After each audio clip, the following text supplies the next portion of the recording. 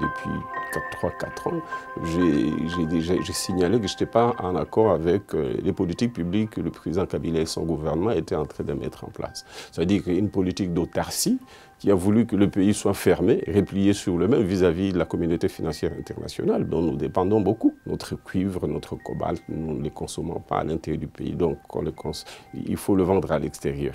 Mais quand la conjoncture baisse, il faut avoir un relais de financement et pour cela, il faut être en bonne relation ou en programme avec les FMI et la Banque mondiale. Deuxièmement, la gestion des provinces. On n'a pas reconnu aux provinces leur autonomie et on ne leur a pas versé pendant 5 ans suffisamment de ressources comme le prévoit la Constitution. Les entreprises publiques sont en faillite. Il faut les déclarer en faillite et ouvrir leur capital au secteur privé comme c'est prévu. La Banque centrale est en faillite, elle est responsable de la chute de la monnaie. Cette faillite est voulue par le pouvoir, entretenue par le pouvoir. Moi, je suis contre ça. Et je suis aussi contre le fait que le secteur minier est mal géré et le pays n'a pas assez de devises pour couvrir sa monnaie et ses besoins d'importation.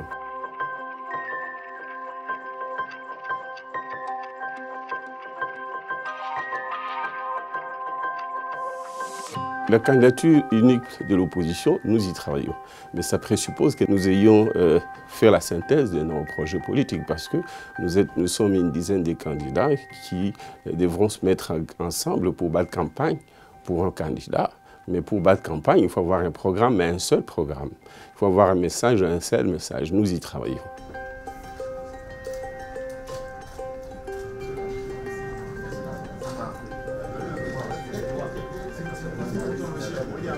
Oui, c'est une bonne personne.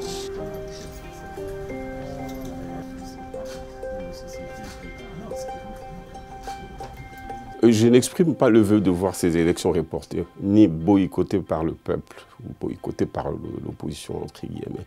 Je veux de bonnes élections, et le peuple veut de bonnes élections. L'option de manifestation est programmée.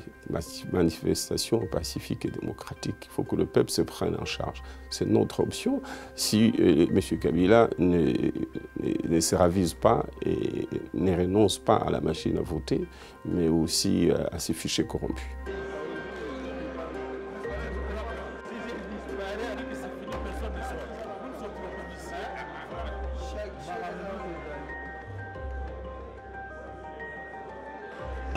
Son Excellence, Monsieur le Président de la République, chef de l'État, Joseph Kabila Kabange, un homme exceptionnel.